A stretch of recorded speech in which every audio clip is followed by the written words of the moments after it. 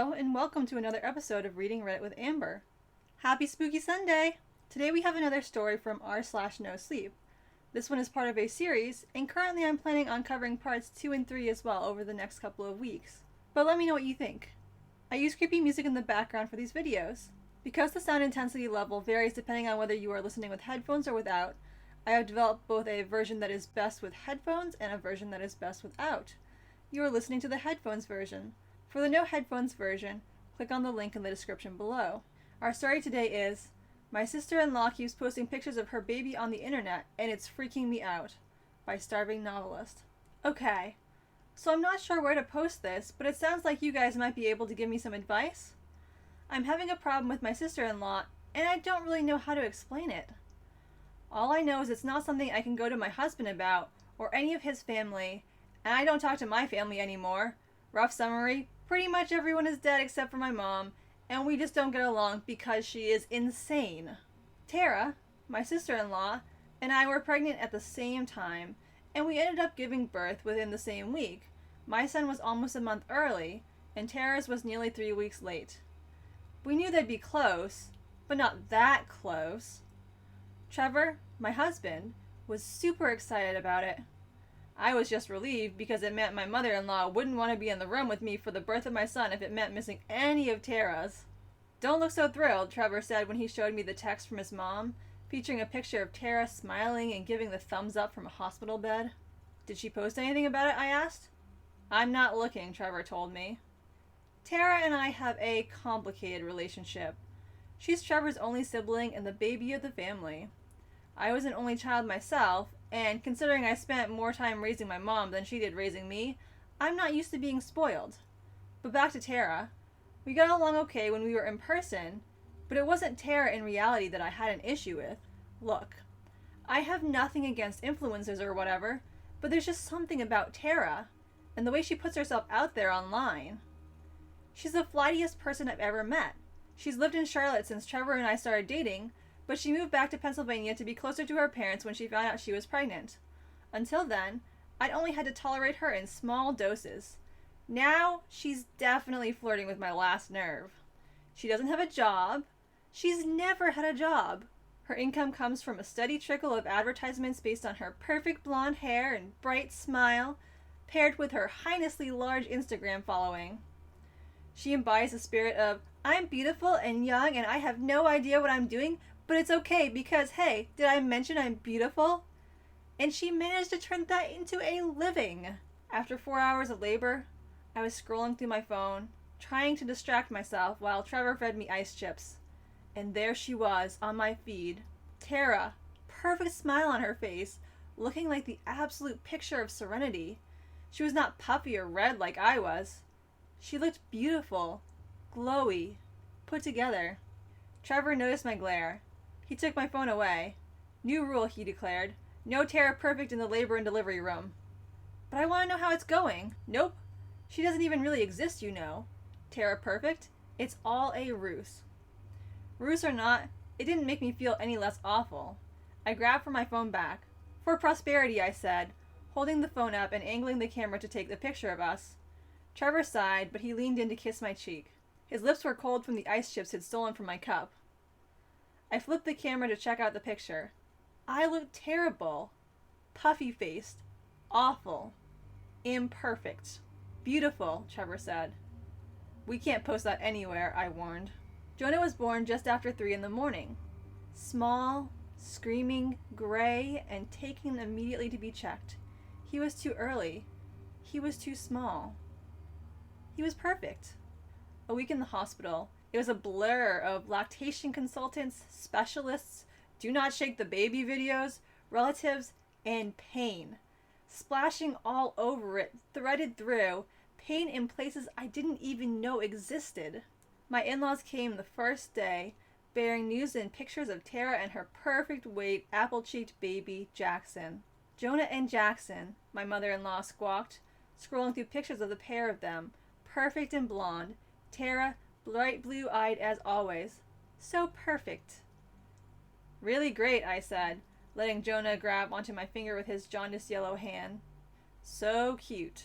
By the following Saturday, I was exhausted of visits from my mother-in-law, each time with more pictures of Tara and her son. We were finally allowed to go home that afternoon. In the car, Trevor went on about how he did all the dishes and dusted the nursery and aired everything out so it didn't smell of paint. I flipped through my Instagram feed. I'd been on a social media break since birth, too busy with the reality of being responsible for another human to care about anyone else. There, the third photo down, was Tara, dressed in a blue and white striped button-down that brought out her eyes, looking like she was already back to her pre-baby weight, holding Jax on a sun-drenched porch that I was pretty sure belonged to Mary's neighbor. "OMG," the caption read. "Who needs nursing? Not Jax. He loves his Baba. Bottle to any of you Taramanites. And he especially loves Mother Margot's oat milk, available in Whole Foods and Trader Joe's. Hashtag ad, hashtag mommies of IG, hashtag new mom, hashtag natural baby, hashtag oat milk babies, hashtag babies of Instagram, hashtag mommy's angel, hashtag no chemicals, hashtag influencer mom, hashtag baby central, hashtag newborn, hashtag baby, hashtag cute baby, hashtag cutest baby, hashtag vomit." "Why do you think she posts all this online?" I asked Trevor as he stopped at a red light. "It's so invasive." "I don't know, Annie. Trying to be perfect?" Trevor wrinkled his nose. "Apparently she's having some trouble with Jack's latching or something. Who knows? She hates talking about anything non-influencer related. But she gets some sort of diaper ad or BS. Against my better judgment, I went back up and clicked her profile. For someone who had only been in the world for approximately 8 days, Jax's life was already very well documented. At least 15 pictures had been posted, like his first bath, "Johnson & Johnson for life! Love the smell of a newly bathed baby. Hashtag new baby smell." His first night at home, "I wouldn't trust anyone other than Baby Baskets Forever to build a custom basket for my baby. Jax can sleep all night long, surrounded by the smell of fresh wood. Hashtag wicker babies. Hashtag natural baby. Hashtag organic crib for this crib." And a smattering of him ingesting a variety of non-milk milk products, sleeping on Tara's chest, and generally looking like the happiest baby I'd ever seen in my gosh darn life. In the back seat, Jonah let out a sleepy, sad cry. "I'll nurse him when we get home," I said, clicking out of Instagram and tossing my phone in my bag. Trevor glanced over at me. "Don't believe any of it," he said, reading my face. He reached over, setting his hand on top of mine.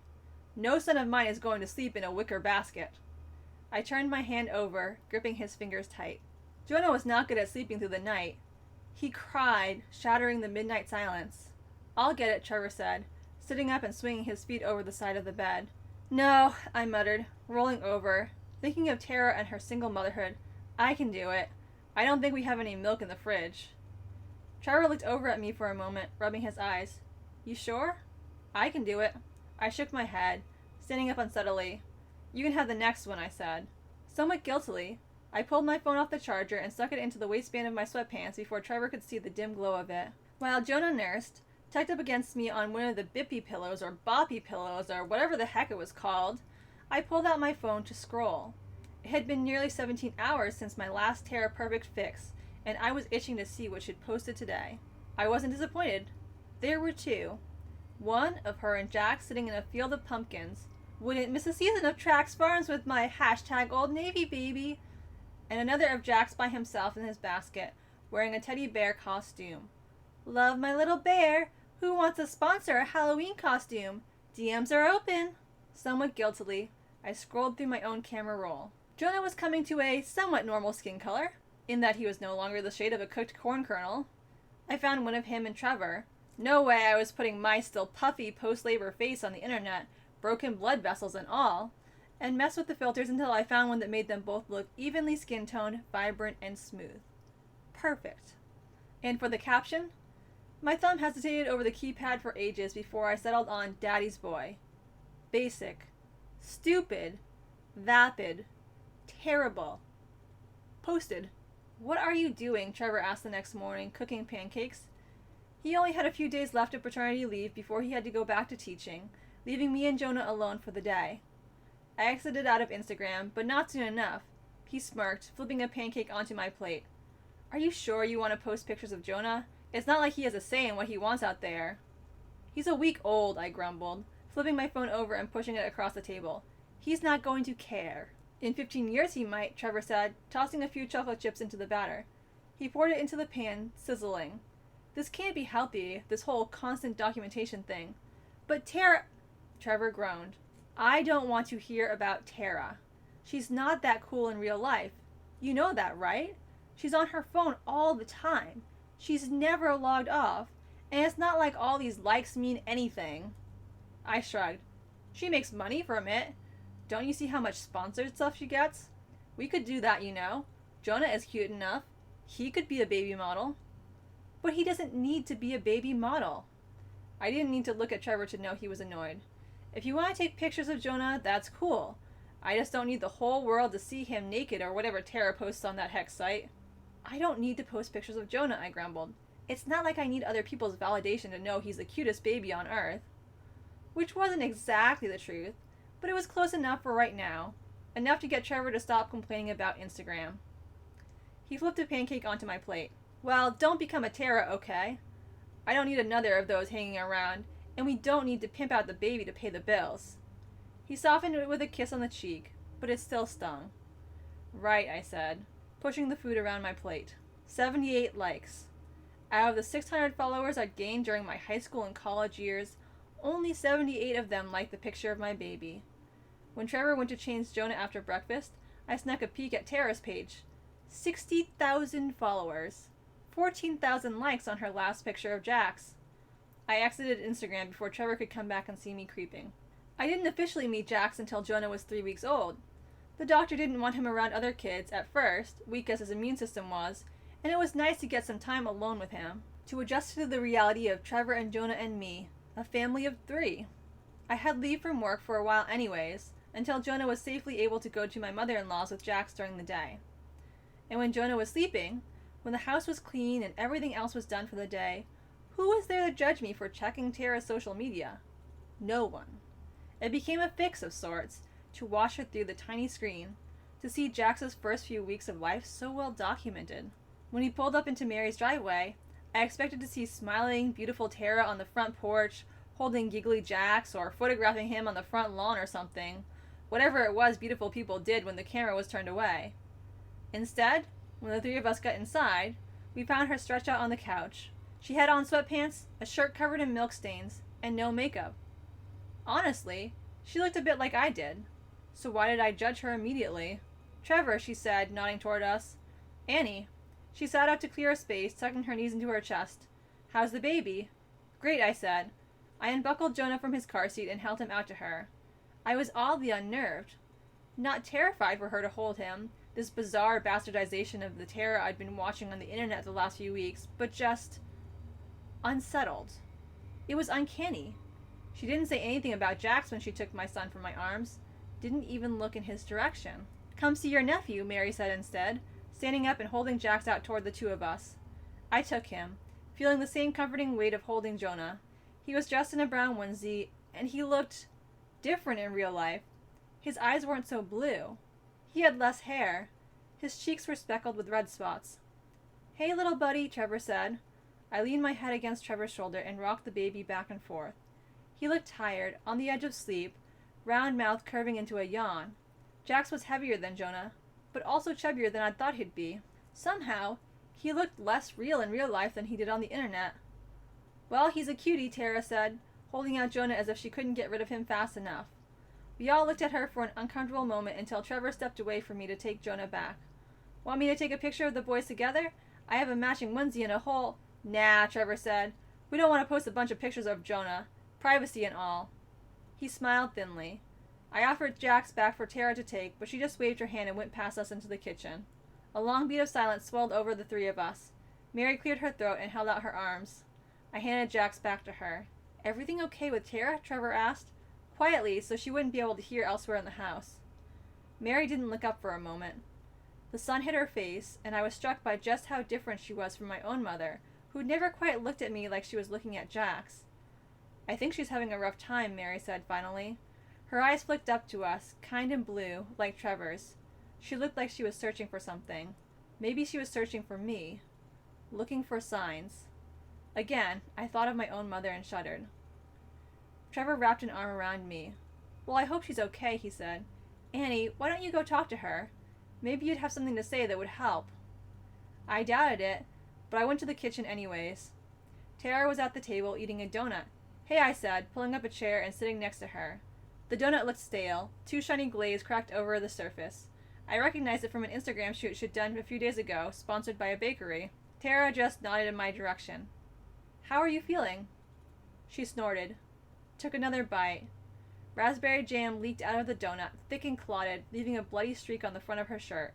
She barely seemed to notice. It's hard, Tara said, talking with her mouth full. The jam coated her teeth, giving her the effect that she'd just been feasting on raw meat. But hey, I have a bunch of clothes that I already used for Insta. Can't post the same thing twice. Do you want them for Jonah? I opened my mouth to say something else. To ask how she was feeling otherwise. To talk about something other than social media. To ask her to please chew with her mouth closed. But her eyes were just as roughly glazed as her donut. She looked out of it. Bizarre. Strained. Another flash of my mother. Shattered porcelain, the locked front door of my childhood home.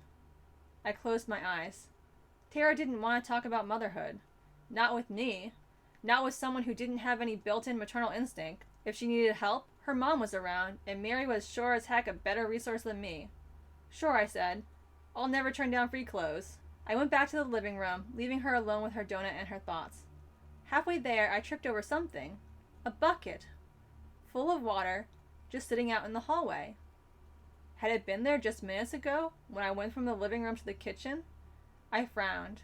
It didn't smell like bleach or cleaning supplies, but it definitely wasn't safe to just leave it around. I opened the front door and tossed the water out. It flew in shimmering arcs in the sunlight, and through the spray, I swore for a half second I could see someone sitting on the edge of the yard.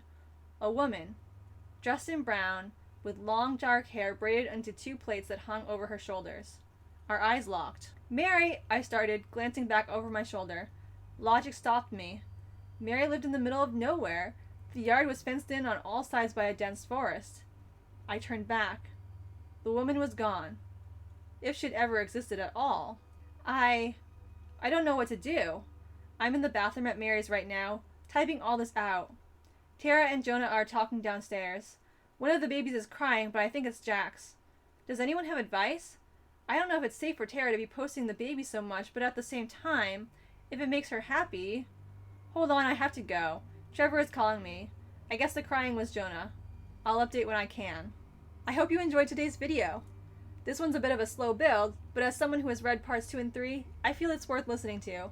But let me know what you think, and if you want to hear parts 2 and 3 as well. Thanks for watching, and have a great day.